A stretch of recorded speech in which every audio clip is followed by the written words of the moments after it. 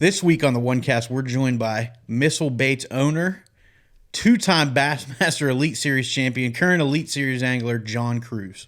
That's a good one. That's a good one. Oh, God, it's a toad, son. It's a toad, dude. Let's go. I wake up to a little bit of drool on my pillow, feel like it's gonna be a bad day. What's going on, guys? Pete with the OneCast here. So excited to announce our newest podcast partner, Carolina Waters. Carolina Waters is a performance fishing and outdoor lifestyle apparel company that's based right here in North Carolina. They provide clothing like lightweight UPF shirts for those days out on the water or in the field for your hardcore fisherman or athlete. They also have casual t-shirts for those more relaxing days. Tons of different styles of headwear for the whole family. No matter what it is you're doing, if you're doing it outdoors in the Carolinas or anywhere across the country, Carolina Waters has you covered. Be sure to head over to their website, check out the apparel, find what fits your needs at carolinawatersnc.com. For the month of September, use the code THE1CAST, all one word, to save 20% off your order at carolinawatersnc.com. Again, that's carolinawatersnc.com. Use the code THE1CAST at checkout to save 20%. Appreciate y'all. Make sure you check them out. Use that code to let you know that we sent you. Help us continue to grow a culture of anglers helping anglers, one cast at a time. What's going on, OneCast fans? Welcome back to the OneCast for another episode, week, whatever we call them, we're getting closer and closer to 52, which would be a year's worth, which is pretty cool to think that we've been doing that for almost a year now. So we're coming up on that. As always, make sure you head over to onecastfishing.com. Use the code THE1CAST at checkout to save 10%. Get some snagless jigs, long neck hooks, weedless nets, all of that good stuff. Guys, what's going on? Not much, man. Water's low everywhere, so it's making fishing a little bit difficult, but we're getting ready to head down to Lake Lanier, so by the time everyone's hearing this, we'll already be back from that. And hunting season's full swing, and I haven't made it to the woods yet, so I'm looking forward to that. What you got going, man? Anything good? Not much. The water is getting low. Need to be out there definitely right now. It's a great time. It should be a great time. There's less places for those fish to hide at least. So, it's that time of year. And then, unfortunately, I haven't been to deer woods yet either. I actually haven't been on the water, but hopefully we can change that here in the next week or two. Yeah. So we're excited. Y'all heard us with Joey last week, and he'll be coming back on. We got something special planned with him. But this week we have John Cruz on with us.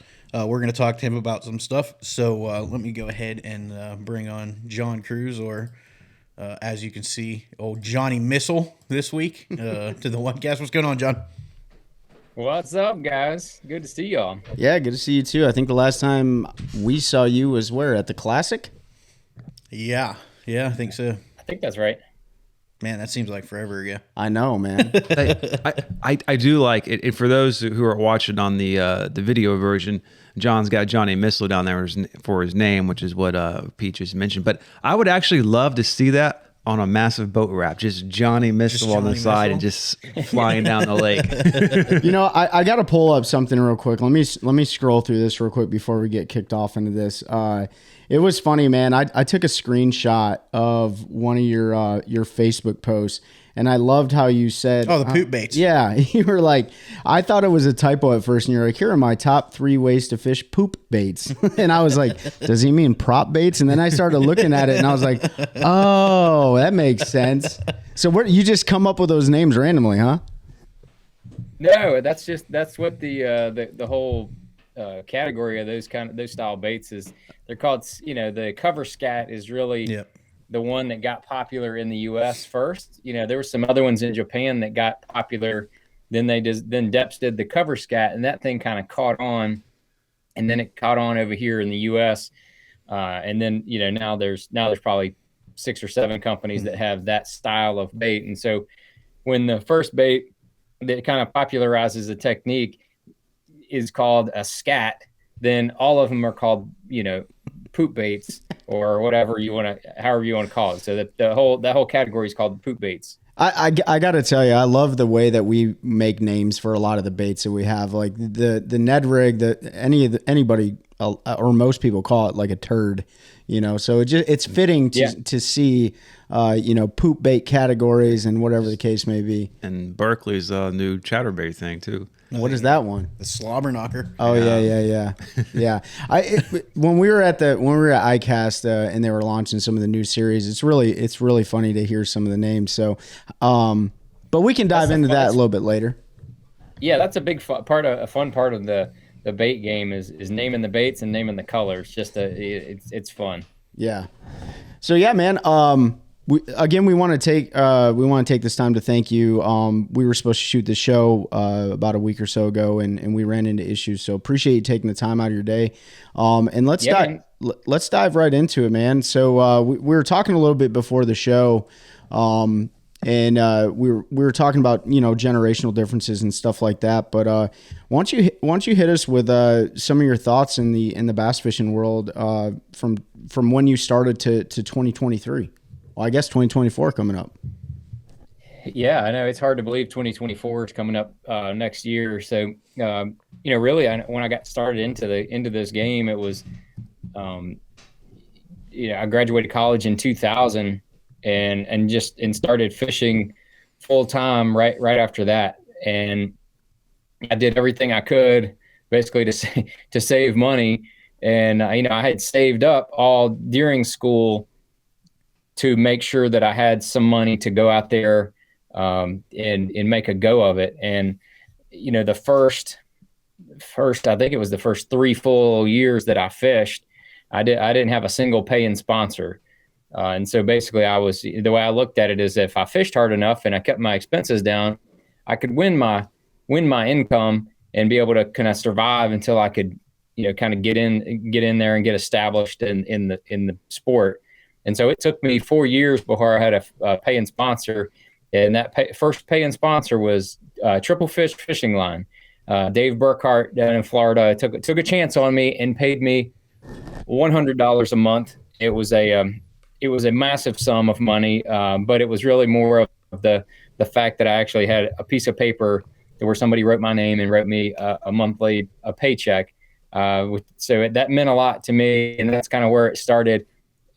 For 3 years into it. The 4th year it kind of ramped up, and then the 5th year it really ramped up as far as becoming established. I started to make classics and do well, top 10s, all that kind of stuff. So it really took 5 to 6 years before it was the pro angler thing was a sustainable model. And kind of fast forward now, the guys, in order to qualify for the Elite Series, we're not even talking about the Elite Series yet, just talking about the 9 Bassmaster Opens that you've got to fish and do well in just to make it to the Bassmaster Elite Series is it's a grind. It's not cheap. The payouts are not phenomenal. They're okay. They're not phenomenal, but there's a lot of traveling, a lot of expenses. And it's a tough road to go that way. But it seems like, we were talking about generational stuff before the show. There's guys that are willing to do the work to get in there. And those are the ones that I'm seeing, like qualify for the elites and be successful. Your JT Tompkins, he dominated the Opens EQs this year. And he pre-fished every tournament. Like he put like, I think he said like 600 hours on his engine in the last year. Wow. Because he was going from tournament to tournament, or lake to lake to lake, river to river to river, pre-fishing before those tournaments. So he knew everything he could figure out for those places. Kyle Patrick, even the Ben Millikins, man, he did his homework and really was grinding in order for that one end goal. But in order to sustain in this industry as a pro angler, you've got to hustle on kind of every aspect of what you have the ability to hustle. It's not just making a couple of social media posts anymore. That's just a given. You have to do that. But there's a lot of other things that you can do to grind and make that difference and put your name above other people's in the minds of the people that are looking to sponsor anglers. That's just kind of kind of what we were talking about beforehand. Mm-hmm. Yeah, there's definitely an underlying theme. So, we've had several current Elite Series, former Elite Series. Destin DeMarion's been on. We had Matty Wong, Joey Cifuentes, yourself. Everybody we've had on, Harvey, it's the same underlying theme. Everybody thinks, and I thought it for a long time, before I got into the fishing industry and around shows and met people and things, that once you got to that level, you were just fishing. But there's so much more than just going out and fishing. The grind isn't just 3 days of practice and maybe 3 or 4 days of a tournament. It's pre-practice, practice, events, shows. A big thing now is filming with sponsors. I know Missile does some stuff, but going out with your sponsors on days to film content for them so that they can put together stuff to put out.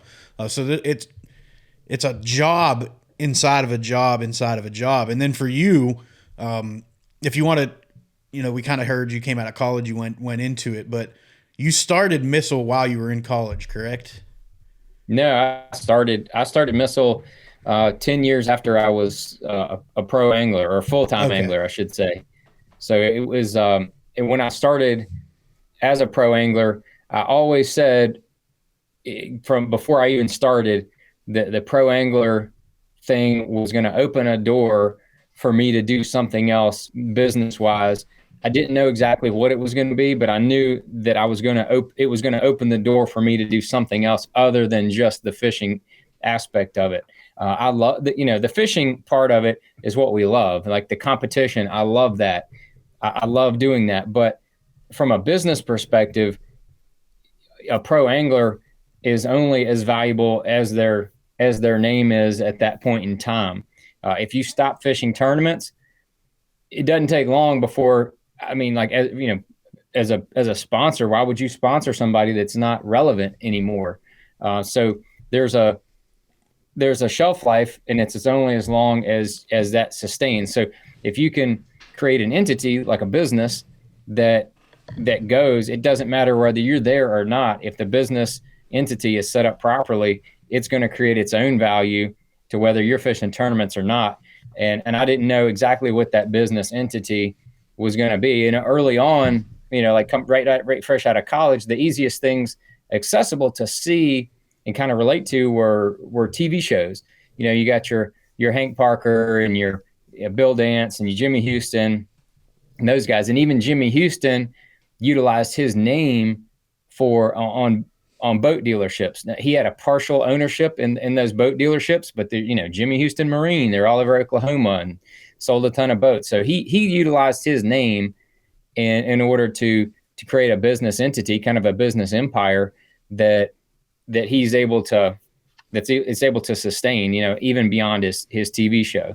And so it didn't take maybe a couple years after college and fishing full time to realize I didn't want to do the TV show. It just didn't, it didn't fit where I thought I would be best utilized. And so I started working with Spro, I guess it was 16 years ago now. And I started designing crankbaits. And I started designing baits. I would design them, test them, prototype them, tweak them, get them just right. Then we would, take them to market. I would help promote and I helped sell, not necessarily like to dealers, but I would just help promote and talk about the baits and try to get the word out there. And then we do it again. Then we design another bait. And I loved that process. And I was doing that with hard baits with Spro, and I wanted to do that with soft baits. And I did, at the time, I didn't have a soft bait sponsor. I started looking around. I had a couple of companies that wanted to partner with me and do that. But I really felt like that maybe this was my business entity that I wanted to start. And I had a business plan. I put that together. I had two other pro anglers that were going to go into, we're going to be a partnership in this business. And then one of them had a ridiculous offer to go do something else. So then it was down to the two of us. And then the other angler started getting cold feet, and I could just sense it. And I said, look, I think I can do it by myself, financially. I'm going to try, but I want you to be a part of it. And they were like, okay, that's cool. Because it kind of gave them an out to get out of it. So I started it on my own. I'm really glad that I did, because it just makes decisions way easier when you're the head honcho and you don't have to report to anybody else. Mm-hmm. So yeah, I started Missile, and for right from the gate, I started in 2012. January 2012 is when we came into business. But I was working on things, for over a year before that, as far as business plans and connections and sources and pricing and logos, you name it, and designs, all that kind of stuff took a full year to kind of have everything ready. But that was kind of what I wanted to start. And I wanted to start an entity right out of the gate that could function whether I was present or not. So I didn't want to start it like in my garage. And then, if I was out of town, I couldn't ship the baits. And then like my wife would have to ship the bait. I wanted to create an entity that had its own identity right out of the gate. And we started with two full-time employees, and we had a 2,400 square foot office and warehouse to start with. So that's kind of where we began right out of the gate. And of course that it cost more money, but it also was like an instant entity right out of the box. So we talked about that generational difference at the beginning. Do you, based on your, you are a huge steward of the profession. When I look at somebody that's like a steward of a profession, somebody that acts within the, the ethics and morals and everything like that, that's somebody that people value. And not everyone's cut from the same cloth, of course, but like when it comes to the newer anglers, do you think that the industry does a good job at selling that business mindset, or is it more like, the motto of Bass, what is it? Big Bass, big stage, big dreams type deal. Are they more geared towards, I can make a living just tournament fishing? I think the majority of bass anglers, whichever trail you look at, but the majority of professional bass anglers just don't look at the whole scene the same way I do. I mean, I know the majority of them, and they just don't. But there's a handful, I don't know, a quarter of them or so that probably look at it the same way I do. And the way I look at it is that whichever tournament trail that I'm fishing, whether it's Bassmaster, FLW, MLF, whatever, that is your platform to promote that is your platform for your business. That's all that is. They are not the sole support for you to make your living off of. I don't look at it that way. I just don't. I think that the media platform on the tournament trails, I love the tournaments. I love the competition. I want the payouts to be 10x of what they are now, but we're not, the business model for the fishing industry in the sport of professional bass fishing is not there yet to have a 10x payouts from what they are.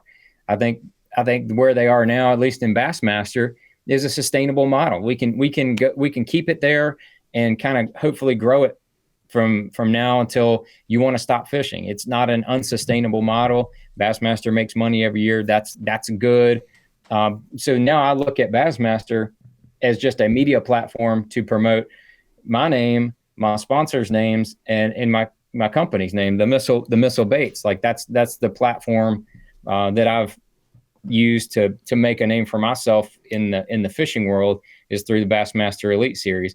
And that's just, I think, a little bit different mentality than what a lot of other pro anglers. Like I said, there's probably a quarter of all the pro anglers look at it the same way as I do. I know, like the Swindles and Iconelli, Ish Monroe, like those guys, I know very well. They have that same mindset. It's not about what can Bassmaster do for me. It's like, how can I utilize Bassmaster to help grow my name and make my living the way I need to make it, through sponsors, through any other kind of business dealings. And then, like the tournament winnings are really just kind of added income if you're able to catch them. Yeah, I think meeting different anglers, when you talk to them, like, you hit the nail on the head. Some of the guys get it and they understand they're salesmen, and their platform is Bass, the Elites. That's where they're able to sell either themselves, their sponsors, all of that stuff. And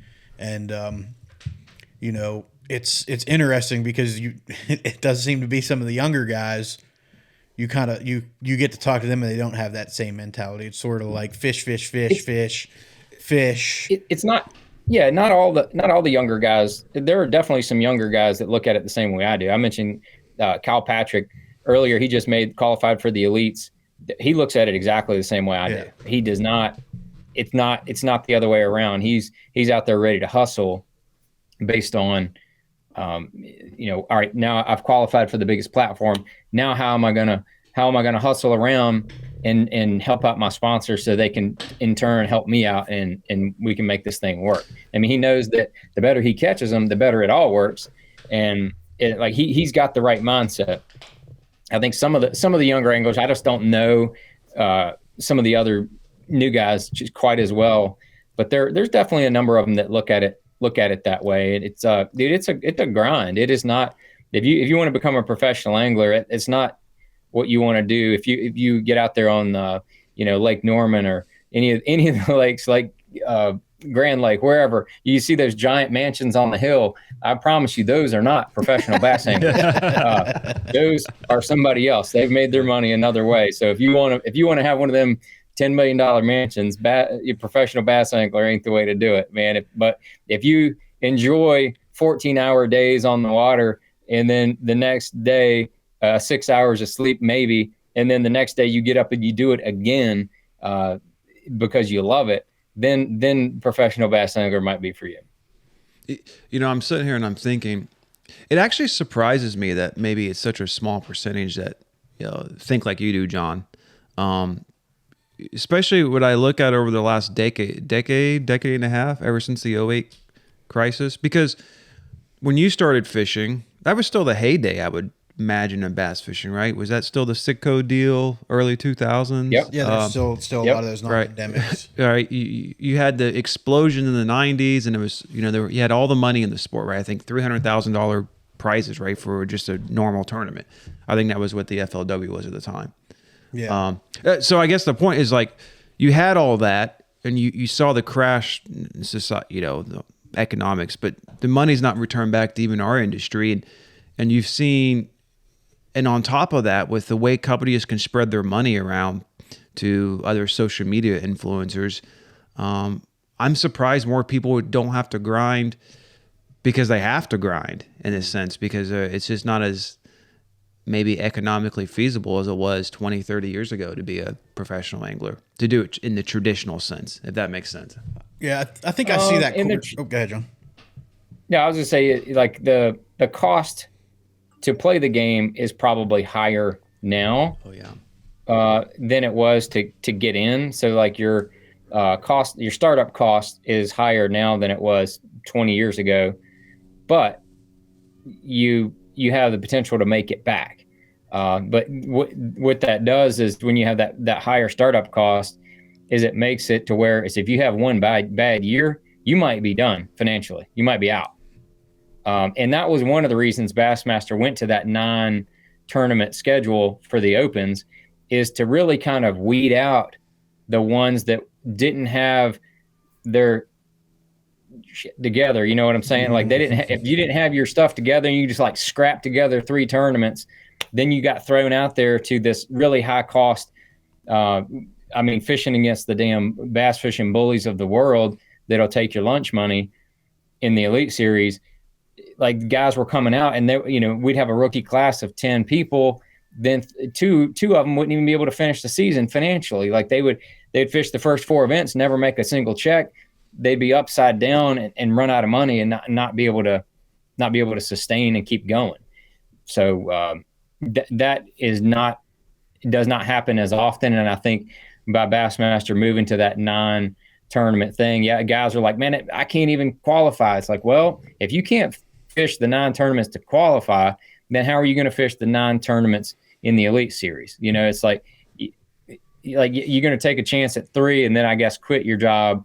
And to me, that's a terrible decision. Yep. You need to be fully in if you're going to be a pro at it from the beginning. And that's kind of the way I did it at the beginning. There's a number of other guys that did it that way. We were full-time from the word go. From even trying to qualify to get to that top level.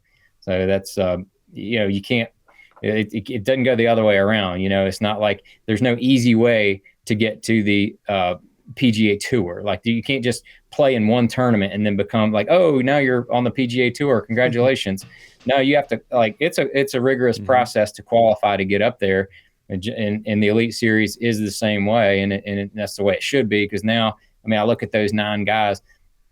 I don't think, from what I understand, I don't think any of those 9 guys are going to have to bail after 4 or 5 tournaments because they run out of money, which is what we were running into 6 and 8 years ago. No, go ahead. I was gonna say it. Like, I think I'm in agreement with you on the 9 tournaments. Like, a lot of people were like, well, you took the working man out of it. Well, the problem was the working man that everybody was thinking of are those guys that couldn't afford to do 9 tournaments on the Elite Series, or didn't have the time to do those 9 tournaments on the Elite Series. Really, I think Bass did them a disservice going that route, because they built this up that, oh, you're at the top of the top, but never prepared them for what that really was. Now you have to fish the 9 EQs. You get a better understanding of the travel schedule, the financial constraints, the competition, all of that. Now, before you even make it there, you understand more what goes into it. And thinking back, like, to my childhood, right? Like watching the tournaments, watching the Bassmaster Classic.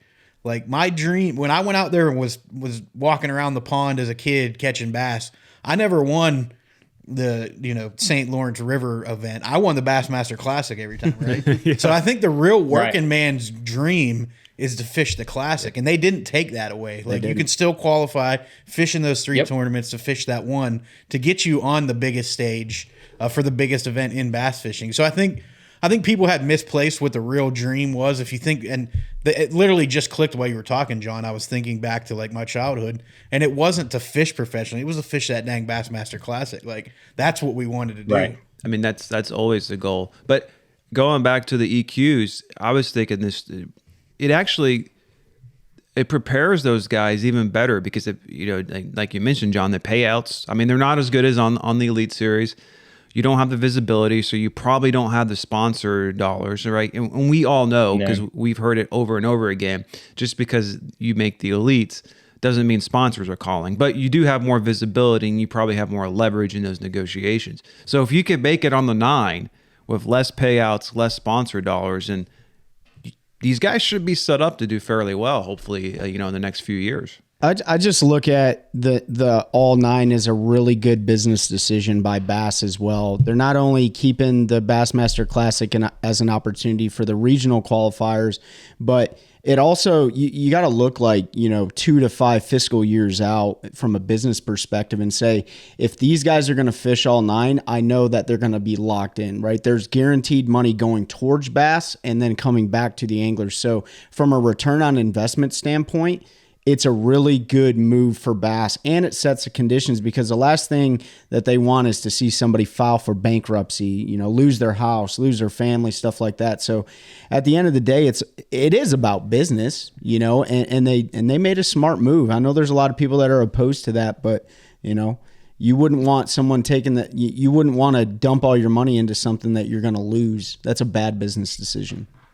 Yeah, I mean, it's still, though, you got to chase some guys, you're willing to do whatever to chase their dream. I know a guy 20 years ago that was made a decent name for himself in the industry and on tour, and he started to have some bad years, started to run out of money, actually reverse mortgaged his house so he could fish for a couple more years,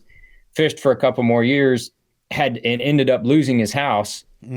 And had to quit, and then just started over. Went and got a regular job, and got a new house. All that kind of had to reset. But from what I understand, he's like, I have zero regrets. I'd put my house up again to be able to have another shot at it. Like those were the best years of my life. Traveling around the country and fishing the top level bass tournaments. So a lot of guys are willing to do whatever because that's their dream. And I'm in that category, but luckily it worked out for me, and I've been able to sustain for over 20 years doing it. So we hear that a lot, like the dream. But I think, everyone has their own definition of a dream.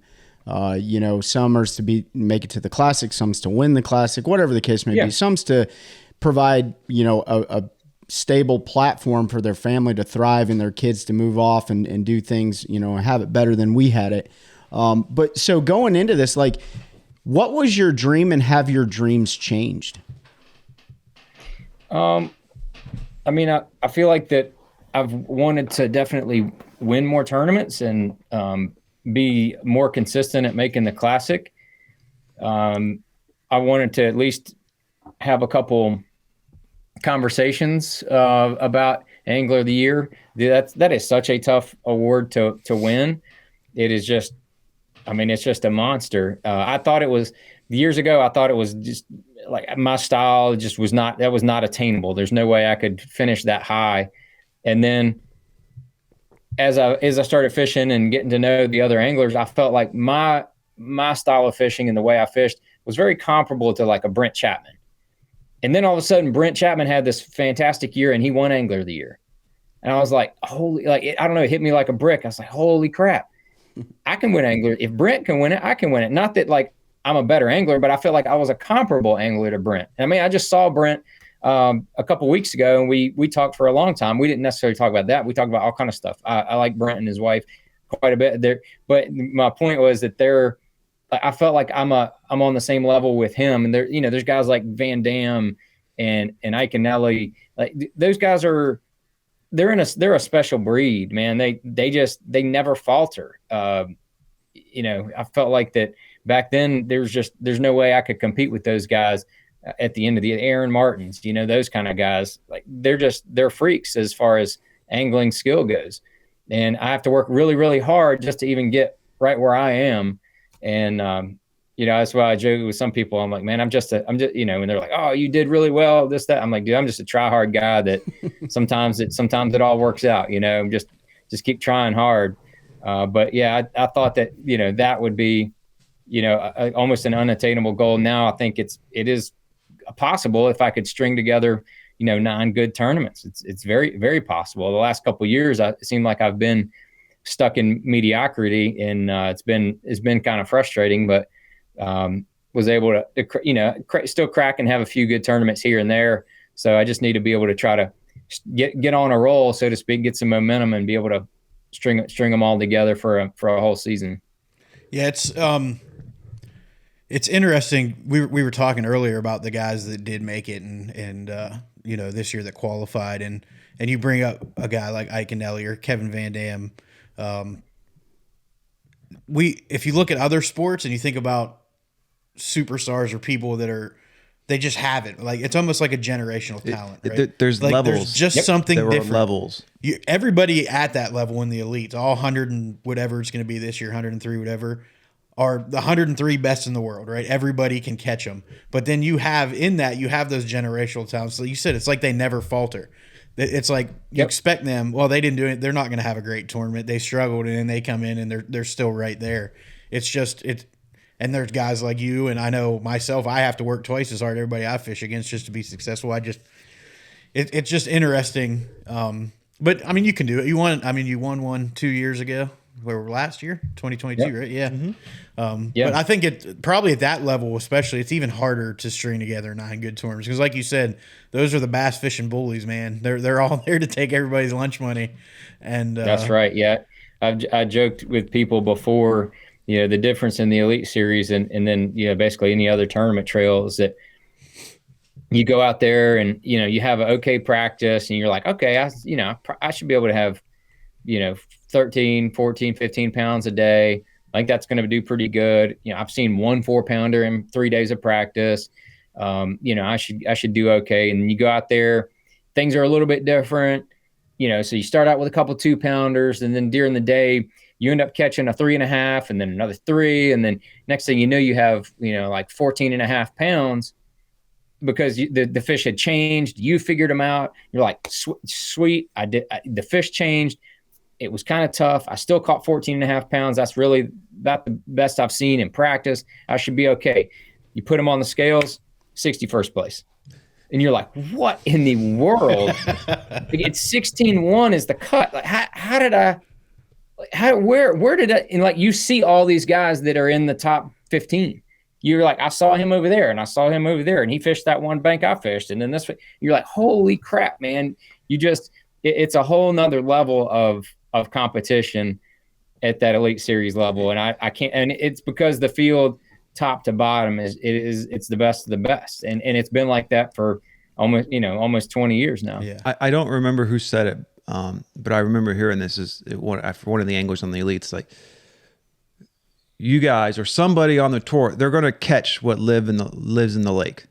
So if there's potential for 25-pound bags in that lake, someone's going to probably come out with a 25-pound bag. Yeah. Like it's phenomenal. And what always gets me, especially like compared to like some like maybe the FLW tour days, but like after day one, it always seems like day two, you need to double the cut line and maybe add a pound or two to be safe to make day three. It's just like you guys figure them out and you get better and better throughout the tournament. And it's got to be difficult. You got to bring your A game every single time. It's hard to. Well, that leads me to a question, John, about being in the field with 103 or 104 of the best anglers in the world. And it goes with the saying, like, if you're the smartest or best person in the room, you're in the wrong room, and you're surrounded by 104, 103 others that are just as good, sometimes better than you. Where do you see some of the do you see sometimes anglers hang their head really low and just like, you know what, like, this isn't for me? Like, where does that happen at in your experience? Is that with the newer guys, or is that with like the guys that have been around a long time, the ones that are just like, maybe I don't belong in this room anymore? You talking about just as far as the mental game goes? Yeah, the mental game. So the mental game is a big deal at the elite level, and not as many people talk about it. And I'll tell you that I feel like Kevin Van Dam was probably the best mentally that I've ever fished around and been in conjunction with. I observed it, and I'd go talk to him about it, and I would laugh about it. I'm like, dude, it's just it really was very Tiger Woods-esque in the way that he would play mental games with a lot of his competition. In my opinion, there were a number of tournaments he was not on the best fish, and he was not the best fisherman in the contention to win that tournament, but he ended up winning that tournament because he, for lack of a better term, would play mind games with some of his competition. And honestly, one of the ones that he would pick on the most is Aaron Martens. Aaron Martens, in my opinion, is probably the best angler to ever pick bass angler to ever pick up a rod and reel, but his mental game was not as high as a Van Dam or a Clun. Like, Van Dam could not penetrate Clun. He couldn't affect him. Clun is just like a stone mentally. Like, dude, you're not getting that guy. But his Clun's angling skill is not near what Van Dam's is. So he couldn't, but their careers overlapped as far as when they were both peaking. They definitely overlapped, and so they had their battles. But as far as I think I think that Martens is probably the best one to ever pick up a rod and reel. But in my opinion, that same insecurity about what was going on with other anglers was almost one of his strong suits as well, because he would always tinker and change and tinker and change and tinker quickly until he figured out really what they wanted in 20 minutes versus it'd take me 2 days to figure the same thing out. Yeah. He would just make really, really rapid, quick adjustments, partially due to his insecurity, but guys like Van Dam would play onto that. And I mean, I observed it, and then like Van Dam would say something and he'd turn and he'd look at me and then he'd wink. Like, he just knew what he was doing, man. It was really funny to watch. I feel like Ike and Ellie had a different way to do it. He would just be so full throttle and so like hardcore and screaming and in your face. Like, he intimidated a lot of other anglers on the water, and not necessarily like intentionally, but just his style and his, like, people were like, God, I don't want to get in his way. Yeah. Back in the day, Tommy Biffle was notorious for getting in people's face. yeah, I ain't seen you in here yesterday. Where you at? Like he would just, I mean, a lot of people are like, man, I don't want to have to put up with that. So they just wouldn't even fish around him. Tommy may have been totally in the wrong, but they're like, I just don't want to listen to that. So they didn't want to fish around him. So that there was definitely some of that mind game stuff that goes on. I feel like that over the last 20 years, it's definitely a little bit more cordial on the water, but we're all mountain goats, man. We'll butt heads every once in a while. Yeah. So it still happens with that kind of stuff, but not near to the extent, like I was explaining to somebody not too long ago, like, a lot of marshals will be surprised at how casual we are in competition in the Elite Series. I might pull up to a point and Bill Owen or Matt Herron's there. And I'm like, hey, Matt, I'd like to fish this point right here, but I want to fish that left side of there where that little rocky spot is. Are you fishing that by chance? And if he's not fishing it, he'll say, no, man, I'm not fishing that. I'm fishing this right side over here. It's got these 3 or 4 big stumps on it. There's some big ones on it. Oh, okay, cool. I'm going to just hit that little rocky spot over there. And, I'll leave your stumps alone. Okay, cool. And we'll fish almost side by side, make our cast. And then I'll go about my way or he'll go about his way, whatever it might be. And marshals are like, man, I've never seen that before, because that stuff doesn't happen in as many, local tournaments because like we don't have ownership on those spots. And that's the biggest difference. A lot of times we're fishing like Norfolk somewhere like that. And we're sharing this point that we both found in practice. I've never caught fish on it other than like 2 days in practice or something. It's not like I own that point. Whereas if you're fishing your home lake, and you got that one point where you've never seen anybody else fishing it, or you've seen like 2 other guys, but this ain't them other 2 guys, you get a little more defensive and things get a little crossed up that way. But also, like I've known Matt for 20 years and I've known Bill Lowen for 20 years. I've watched his kids grow up from being babies and now they're like, young adults. And it's cool to, you have that kind of camaraderie and you have that fraternity. I don't wish him any ill will. I just want to do better than he does in the tournament, and I want to do it the right way. And that's how the majority of the guys out there on the elites are. It's pretty cool, really. It's really unique for anybody that's competitive and played sports because everybody's essentially playing on the same team, right? Your team Bassmaster, like everybody's playing on the same team, but you're all playing against each other and yourselves. So you do, like you said, you have that fraternity when you make it there. You're all kind of on the same team and you have those bonding. You go to events, and obviously there's people that don't like each other, and you get that drama too. But it's a whole different dynamic when you think about it that way. Where like for us, again, back to the local stuff, like I'm thinking like we don't get that, but like when we go to a tournament and you see Jim pull up and you're like, Jim's here. And it's like, this is Jim's lake. He's going to have 40 pounds. The Elite's everybody's Jim. So you're fishing against 100 Jims and you got to try to compete with the local hammer at every tournament. It's an interesting dynamic. Yeah, the local thing is kind of interesting because if you fish, local tournaments a fair amount, you can go down the lake and be like, oh yeah, there's Chad's docks over there. Chad always fishes them docks. And you go down a little further, and there's like that's Bill's point, man. He always fishes that point. And then you go down a little further and be like, yeah, that bank over there, that's where old Cletus, he fishes that bank all the time. So if you're caught on one of them spots, like, dude, what were you doing on Bill's point? Bill fishes that point all the time. What you're gonna poach Bill? Like, what the heck? Bill should have a faster boat. It's funny, like, just fishing down here at Smith Mountain, there's places that are like that people know. Like, that's old Johnny's point over there. Johnny Missile.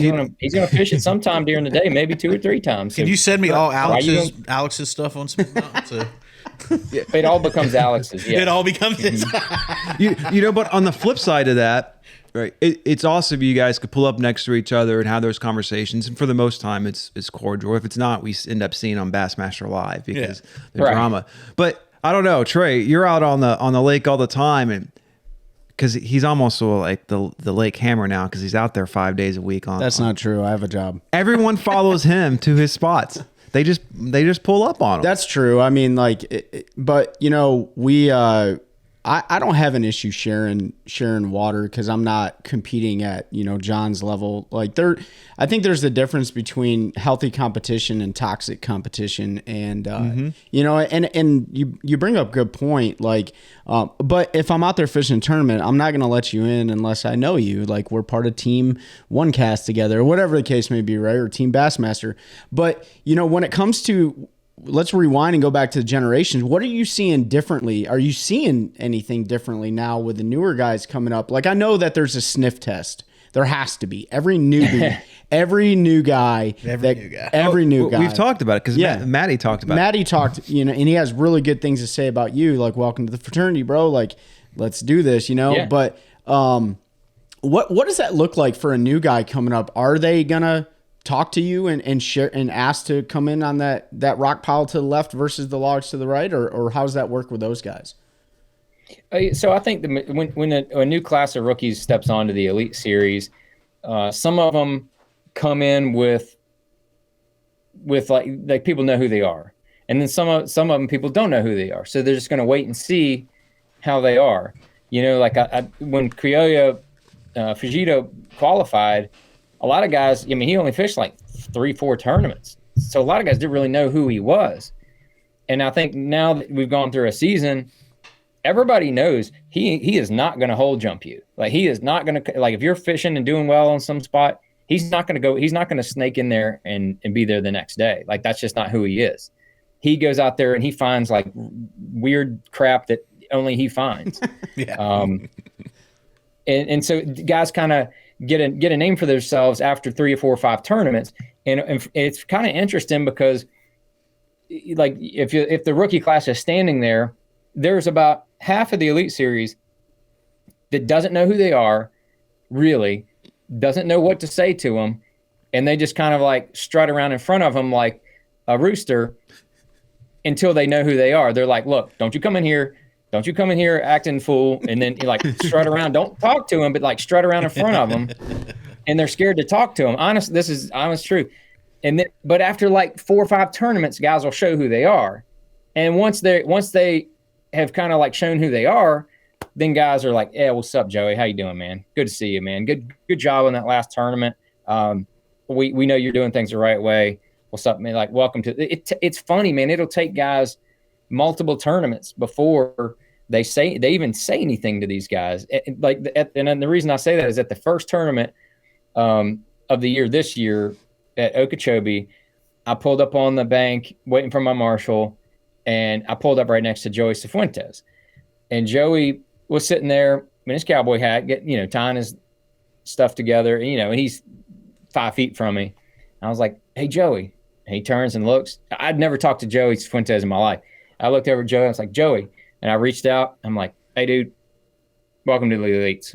And he gave me a fist bump, and he kind of like looked at me, and he shook his head. And I'm like, "What?" He goes, "You're the first angler to welcome me to the Elite Series." And I was like, "Well, most of them I guess they don't know who you are, Joey."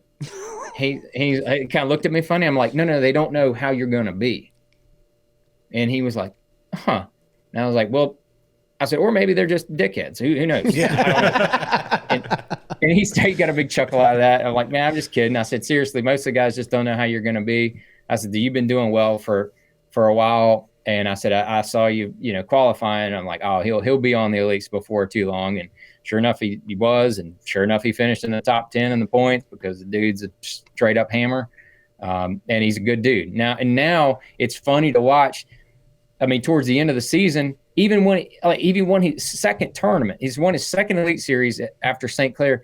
All kind of people were congratulating him because they know he's a good dude and he does his own thing and he doesn't jump, he doesn't fish around on top of anybody and does things the right way and all that. So now everybody kind of knows him now, and everybody's cool, even though he's taking our money. Everybody's cool with that. So we have to. So you lit a fire under Joey. I mean, like, you kind of pulled a. I don't want to say a Van Damme, but you kind of pulled that, like, "Hey, nobody knows who you are." You didn't mean it that way, but maybe he was like, "Oh, I'm going to show you guys. I'm going to show you guys who I am." He was gonna smoke him either way out there. Yeah. So you talked. So we don't want to let your secrets out on how you do like your psychological operations or anything like that. But like who is like that still?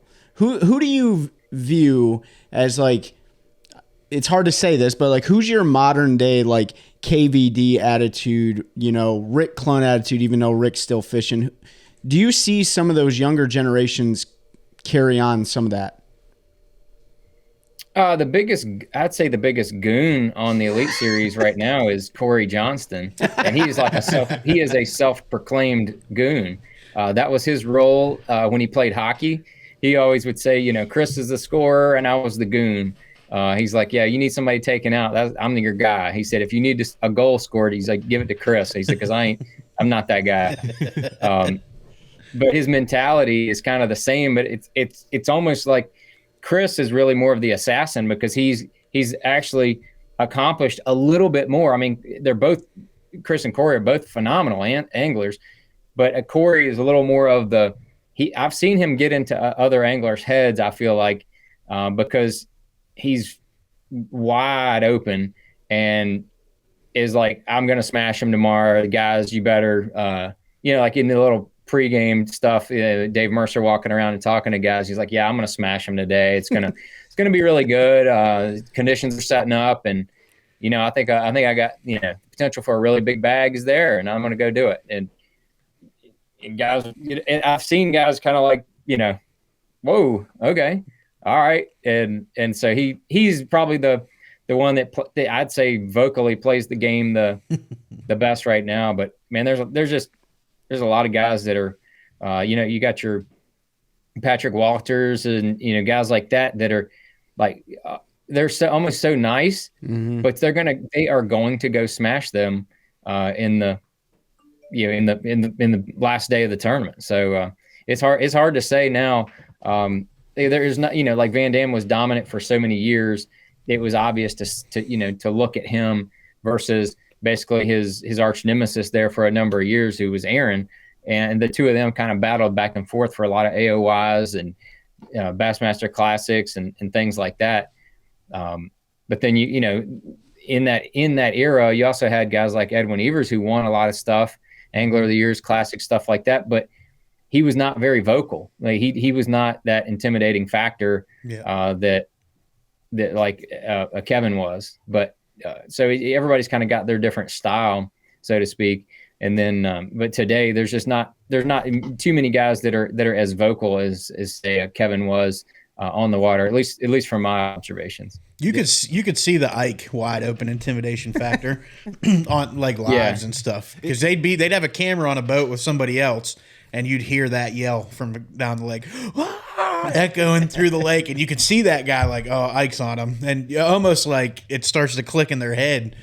So that's interesting that you brought that. I always, I know I told this before, and I think we mentioned on podcasts. Like I've always wished at some point, maybe Championship Sunday, like they would put microphones on the boat so you guys could talk trash to each other back and forth, right? And let those head games happen, because I think that would be a fun. I mean, it's all personality based. Some guys wouldn't talk at all, but like they had the entertainment value to watch. Like you catch a 5-pounder and be like, hey, Johnny Missile, what's going on? What are you going to do now? Are you going to D-bomb or are you going to D-bomb?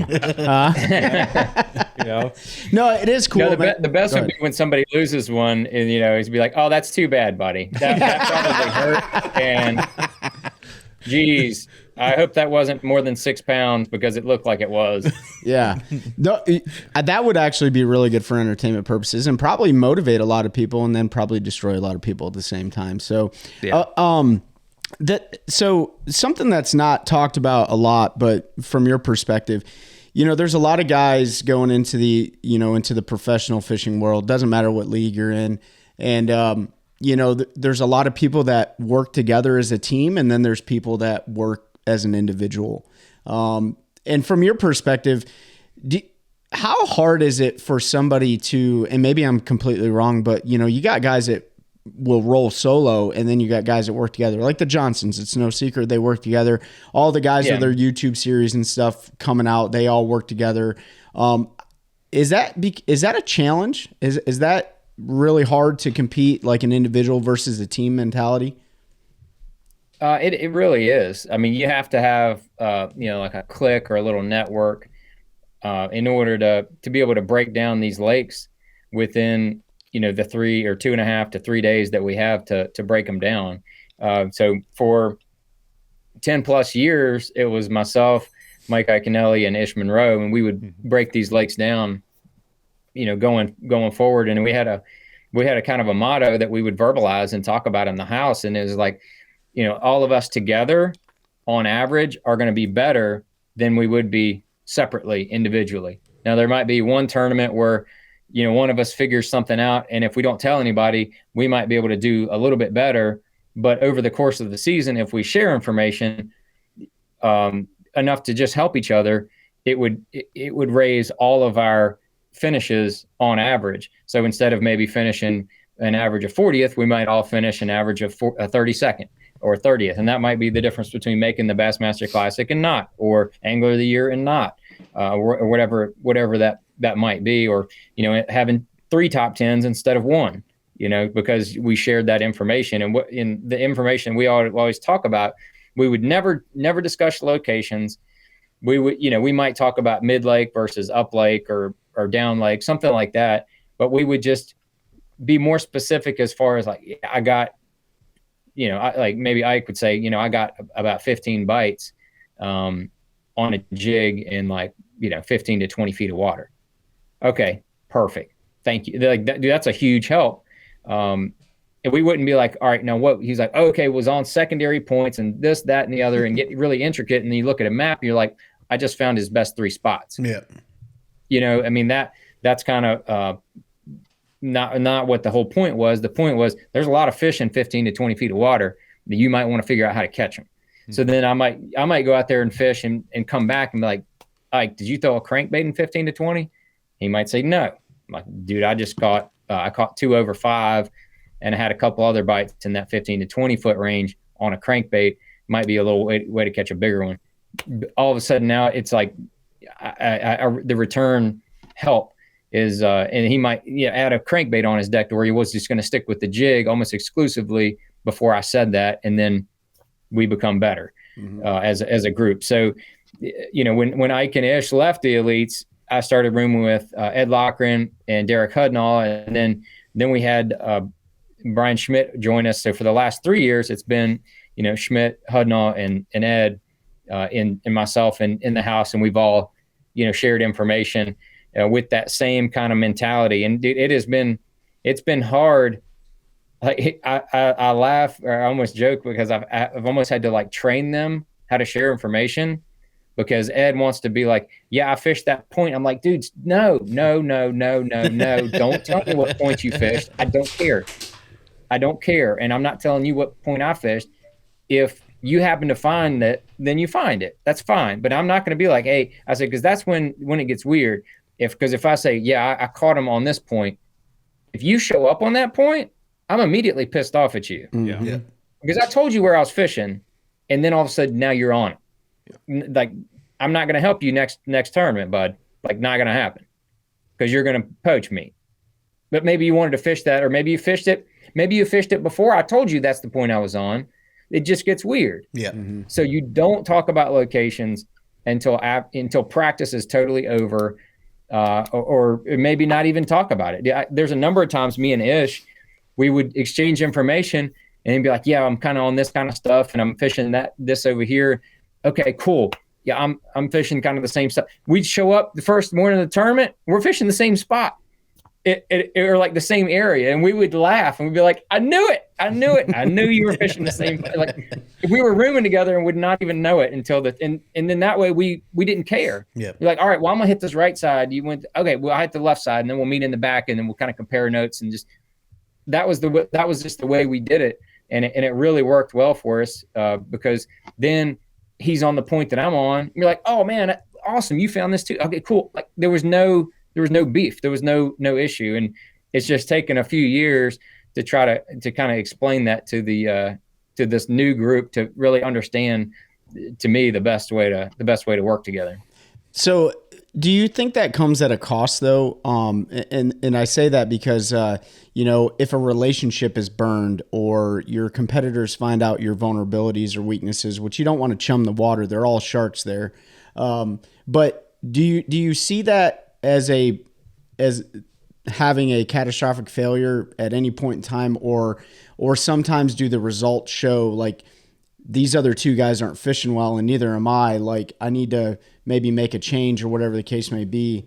I don't want to like paint anybody as like, oh, you three just finished bad, but like, do you ever see that not be a good thing? There, I don't think it wasn't this year. I can't remember what tournament it was. I think it was a tournament last year.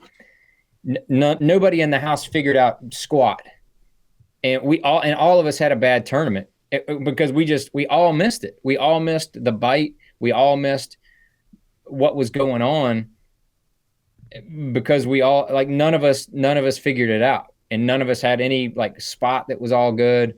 But that's the exception. Normally, one or more of us will figure out something, and then it's up to the other ones to kind of like take that information and go with it, if that makes any sense. It does. Do you? So it's not as detrimental, but I do see there are a number of guys that work together, and then halfway through the season they don't room together anymore. Like there's definitely things that go sideways with guys, but in my opinion, it's because the groundwork was not laid out at the beginning, and that communication was not reciprocating the properly. So I've seen that a number of times. And I mean, I don't want to name any names, but I've seen a couple of times where it's been, it's been predictable that something was going to go south. Do you think, kind of on the flip side of that, because we see a lot of these groups, cliques working together, and we've seen it obviously after the tournament started, where half the field isn't fishing an area, but on day 2, like 90% of the field ends up showing up there because that's where it's going down. But have you seen it maybe because everyone's kind of working together in the little groups that it kind of shrinks the fishery in a sense? Has that been a problem? It can, yeah. Oh yeah. It definitely can. Back in the, I'd say probably 10, 12 years ago, when the on the water coverage started to really ramp up, that there would be guys that would go through the photo galleries at night trying to see where guys were fishing. and then they would show up there on the second day. So if they went through the photo gallery and they're like, oh, well, there's a picture of Clun fishing next to that buoy marker. And then there's a picture of Lowen fishing next to that buoy marker. Like, oh, I see the pattern here. I see what's going, and they're both in the top 10. They're like, I see what's going on. Now all of a sudden you can't even come close to a buoy marker the next day because people figured it out. Now some of that happens still, but they made a rule that says you can't comb the Bassmaster website with the intent to find out where people are fishing. But with that being said, like you might run up and down the river and be like, damn, I saw Clun and I saw Lowen on 2 different buoy markers. I might have to fish buoy marker. And then all of a sudden, the kind of word gets out and, 2 or 3 clicks figured out. And all of a sudden there's 12 boats that know they're stacked on buoy markers. Yep. And all, then that word gets out into a click, but it doesn't make it to where it's, broadcast across everything. So, yeah, it does. That definitely does happen.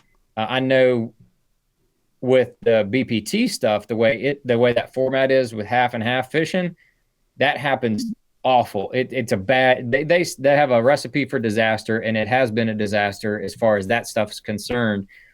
So at least it looks like going into 25, they're cutting the field, but they're cutting the field and they're not going to have those off days anymore to where that awful scenario is going to happen basically every tournament. It's not going to happen every tournament anymore because there's no more off days. It's not splitting the field. That, to me, that's the biggest benefit of what their change is.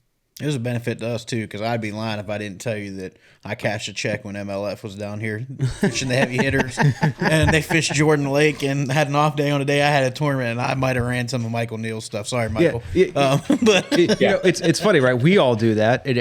Like all of us weekend warrior fishermen, like we comb YouTube or we're going through all the Bassmaster pictures trying to find out. So of course it's going to happen, you know. At all major sports are like that. I mean, everyone's trying to steal everyone's stealing playbook. signs, you know. Espionage is a huge thing. You know, everybody talks about it in professional bass fishing. Like, if you could change one thing, like the no information rule, like we need to crack down on it. It's so hard to do that when you have to market, you have to sell you know, your sponsors and stuff like that. It's really hard to do. The only thing I could think of is you can't room together with anyone, and they take your phones away from you the whole time, and they give you a two-way radio. You know what I mean? Like, I don't know what else you're gonna do, man. And you can't have internet access, but there's safety that goes along with all that. So, but you know, what is something that you I guess I think Mercer asks this a lot, but like, if there was one thing you'd like to see changed, what would you like to see changed in the professional fishing world? The one thing I've been talking with Bassmaster about it is we need to polygraph for more. They polygraph, and it's they ask a handful of questions. I want them to ask more questions. Mm-hmm. I really want it to be a disincentive to play in the gray as the perception of a lot of anglers. It's the perception that a lot of anglers play in the gray. But that's not reality. The reality is there's only a couple that play in the gray. And then the vast majority would never consider sacrificing their career for one good event or something like that. You know, I mean, like a Swindle or, Ed or, guys I room with, Polinick. I mean, there's the vast majority would never even consider sacrificing their career to break a rule or to even play in the gray to try to get a little bit of help on like one tournament or a couple tournaments. Like, that's just, to me, I would never consider that. We just have to make sure that we have that extensive questioning during every polygraph, because they polygraph almost every tournament, and they ask for the no info, and they ask a few different other rules. But I think they should ask like a dozen questions on the no info rule, and I think they should be definitely more extensive than they are about it. And once that, because the anglers know basically what questions they're going to ask. So if they're not going to ask the question, then that might be something that they could play in the gray on. Yeah. So I just want to make sure we ask about all the gray areas and make sure but that's my 2 cents on that. As far as the overall Bassmaster Elite Series goes, man, we have, I think we got a good model going. I think we have a lot of momentum. I think we got a good rookie class coming in. I just want to make sure that we're not booting out too many guys and culling too many guys every year. I mean, we only got 100 guys, and we're basically kicking out a little more than 10% of that each year. And I think it should be less than 10%. I think that they need to figure out how to squeeze that down and make sure that we have, the double qualifiers all reverting back to the elites. But that's about it. I mean, I think it's just some little fine tweaking. I don't think there's any major overhauls that we need to do. And everybody wants bigger payouts, of course, but sure. You can wish in one hand and crap in the other one and see which one fills up first. You can wish in one hand and poop bait in the other. See which one fills up first. So you have Bomba hand. Yeah, That's right. I got 2 final questions. I'll turn it over to the guys because I run my mouth too much. What is that feeling like, or how do those conversations go? Maybe a 2-part question. When some of your good buddies do get, they don't requalify for the elites. How does that go down? Like, I'm sure you've had good friends that over the years it's happened to, and how does those emotions roll and those conversations go? It sucks, man. I've been doing it a long time. Early in my career, when it was the Bassmaster Tour, even before the Elite Series, I think there was one year that we had like 17 guys not come back. Now, granted, it it was like 150 or 170, somewhere in that range on the tour at that point. And we had like 17 guys go away. We had a pretty big turnover rate back then, and I thought it was too much. But that's where a lot of guys, they were running out of money or whatever was going on. But like one guy in particular, there's a number of friends, I'll say, that are not coming back for next year on the elites, which really sucked. But like one where it's really kind of heartbreaking was Daryl Gleason. And Daryl has like his home lake is Toledo Bend, and that's where we're starting next season. It's like, oh my gosh, just put a knife in there and turn it on him, guy. That sucks. Daryl was a lot of guys like Daryl. He's a good dude, and like he put a long emotional post after the last elite, because he knew from the points he was not going to make it. He was not going to requalify, and he put a big long post out there. And it was interesting if you go back and look at it. A bunch of the elite guys, man, commented like, "Hey, miss you, buddy. You work hard, and you'll be back, I'm sure." That kind of stuff. I mean, I commented on there just because it's tough to kind of get knocked back down to the minors and have to work your way back up. Yeah, I think that you see the cohesion and camaraderie when guys make those posts and stuff like that, and it really is a fraternity. And so when you welcome guys to fraternity, like it definitely appears that way from an outsider's perspective. I have one off the wall question, and I'll turn it over to these guys. So a good buddy of ours, his name is Kieran Stevenson, his dad, Daryl, they fish the Bassmaster High School Series. They actually just won yesterday for the teams on the East. And he had a question for you, and it's totally random, but and we're going to do this in the future. We're going to ask, our fans to ask questions. How do you keep your hands warm when it's cold and raining and you got to fish? Like, what is the best gloves, or what's the best technique you have? That's a tough one, man, because I've battled with that over the years. This is no lie. I've probably bought over 100 different types of pairs of gloves over the years to try to find something that works perfectly. But I've got a condition called Raynaud's syndrome, and if you're not familiar with Raynaud's, it's a condition to where the capillaries at your extremities will overreact when you get cold. So me especially, my fingers, they'll turn blue because the capillaries will shut down faster, just to try to keep the blood in your torso, because it thinks that you're in a crazy situation. And it's so like my toes will get these sore spots and my fingers will get these sore spots. So believe me, I have tried very hard over the years to figure out the best method for that. And to me, there is no good method for that. If you try to wear gloves when it's raining, you're going to do nothing but get frustrated. And I feel like there are some times when wearing gloves in rain that are not 100% waterproof will actually make your hands colder than if you don't wear gloves. So unless they're a straight wool glove, I know Stryker just came out with a fingerless wool glove. That is one option. But even once those ones get drenched, I still think any type of wool glove that's soaking wet will keep your hands a little colder than it could be if you just don't wear any gloves. But the biggest thing, and I've learned this from looking at research with Raynaud's, is you want to slowly expose your hands to cold over a period of days and weeks. Slowly expose it to a little more cold, and you can actually acclimate your hands to cold temperatures. If you work in an office environment for 3 weeks, and then all of a sudden you go out there and fish in 45 degrees in rain, it's a shock to your hands. And that shock, it hurts. And to me, it really hurts, like my fingers, to have that exposure to the cold just in a quick fashion.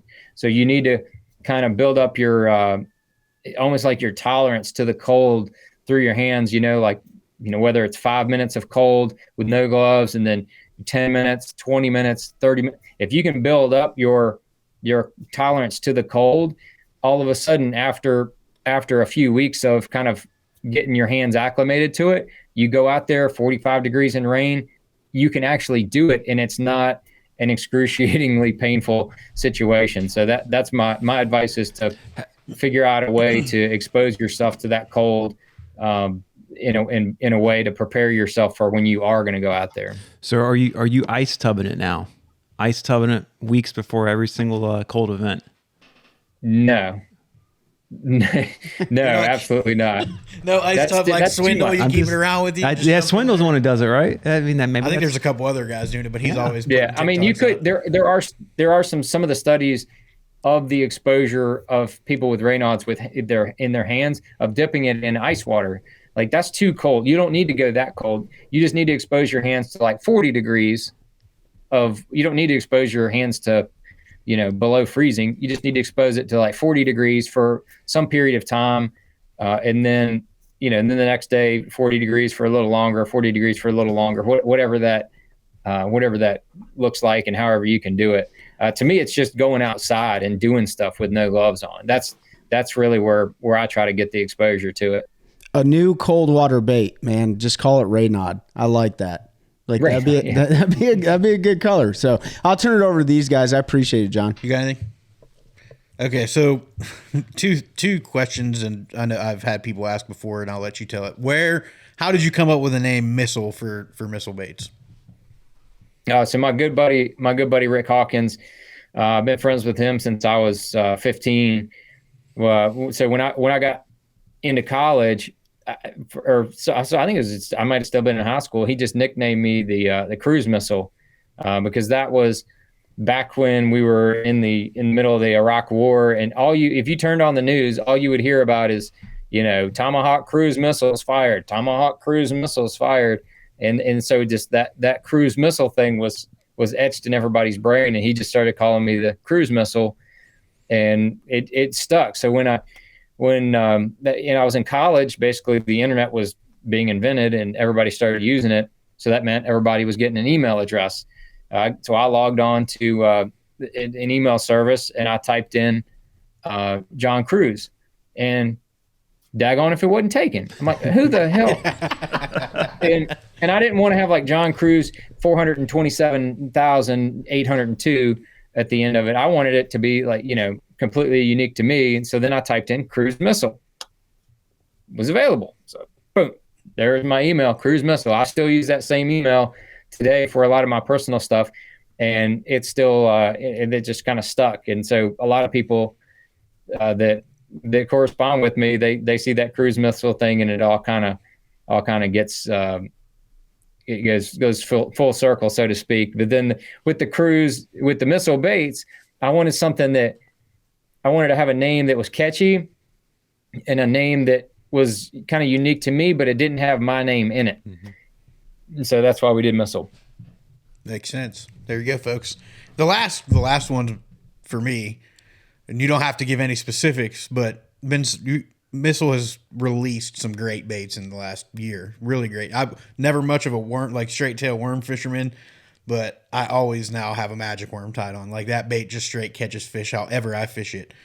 Finally got some bombas. I got with a buyer, and it got me an order, got a few in. I haven't really had a chance to fish them, but I'm looking forward to that. You don't have to tell us what, but you got anything coming this year for Missile? Any new baits? We got a bunch of stuff coming. Awesome. We have four new products that I'm currently working on to release within the next year. One of them will probably be announced in the next month or so, month and a half.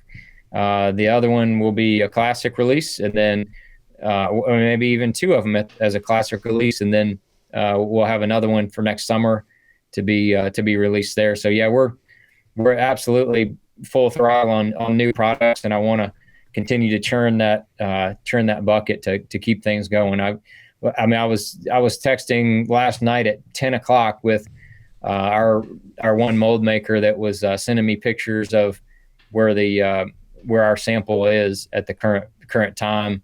So yeah, a lot of good stuff coming on. I mean, all over the map as far as products go. So I'm excited about about all of them. I think there's potential in all of them to be really cool and different and unique. And a couple of them I think are going to be total home runs. Awesome. You guys got anything? No, we just hope you're the only cruise missiles we're firing in the future. Yeah. So, no, appreciate you taking the time, kidding. John. Yeah, before we wrap up, John, just a minute to plug your socials and all your sponsors that make everything possible for you. Yeah, I mean, I do the big four on the social media side, the Facebook, YouTube, Twitter, and Instagram. That's all I do. I don't mess with anything else, really. So that's kind of where I go and put my efforts. You can't be everywhere at every time to everybody, but that's where I try to keep up with. If you follow me on any of those social medias, you'll get a little dose of everybody that I work hard to represent. I mean, obviously I own the missile, but then my boys are down there at Cashin, try to take care of all them peeps down there. Ladies and gentlemen of Cashin are amazing people, and been working with them for a long time. Really enjoy, and I just enjoy a lot of the partnerships that I have throughout the industry, to whether it's Basscat or Cashin or Sunline, or those different companies that I work with. I don't look at it as a sales situation. I look at it as like a business partnership, because they have products that are really good. If it's not a good product, I'm not going to talk about it. And I've told people, could you make a post about this? I'm like, bro, I don't use that. I'm like, why? It's because I use this other product I think is better, and I don't use it. So I'm not going to, I tell people I'm not going to post about it. Yeah. So they, I think all the companies that I work with, they've become to know that. And I feel like that the people that I interact with on social media, they know that I'm going to try to educate them, and then I'm going to tell them what I use. If they want to use it, that's fine. If they don't want to use it and they want to use something else, like maybe they want to use Seaguar instead of Sunline, that's fine. But I'll show you how to tie the knot either way. Mm-hmm. And I'll show you how to, why I tie a 20-foot leader versus a 10-foot leader on my spinning rods. I'll explain that to you. And if you want to use your line and not mine, that's fine. But if you want to use what I use, if I thought something was better, I would use it. But if you want to use what you want to use, that's cool. So that's kind of the way I look at it. Yeah, you do a great job of that, of selling your partnerships, letting people know who you use, but also that it's not the end all be all. Sometimes some folks are super pushy with like, you have to use this because it's the greatest thing ever made, and we know that's when you start seeing everybody argue in the comments. I tune that out myself. Yeah, yeah. Especially not tying videos. If you really want to get people worked up on the internet, don't get me not tying video. Loyalty goes a long way. But well, John, we do appreciate you, everybody. I'll have John's socials linked down below. You'll be at most of the shows if they don't interact or don't conflict with your elite schedule. Sure, you'll be at the Classic and that. Are you coming down to Sanford for the Cashin community? Oh yes, or I'll be down at the Customer Appreciation Day. Okay, December 2nd. I will be there. So if you guys want to meet John, talk to John, there's opportunities at the Classic and some of the other shows. If you're local and a fan of Cashin and a customer, you can swing by that Customer Appreciation Day on December 2nd. They'll have some good food. It was a lot of fun last year, so we'll definitely be there hanging out. And other than that, you guys got anything else for John while we have him? Good to go. Thank you for taking time out of your Sunday, John. Yeah, thanks, John. If you can just hang out for 1 second, I'm going to close us out here, and then we'll say goodbye off air. So everybody, appreciate you listening. Make sure you like, follow, comment, subscribe, all that stuff that we have to say every week. Make sure you follow John on his socials. Check out Missile Baits. I promise you're going to love them. And help us continue to grow a culture of anglers, helping anglers one cast at a time. That's a good one. That's a good one. Oh, God, it's a toad, son. It's a toad, dude. Let's go. I wake up to a little bit of drool on my pillow, feel like it's gonna be a bad day.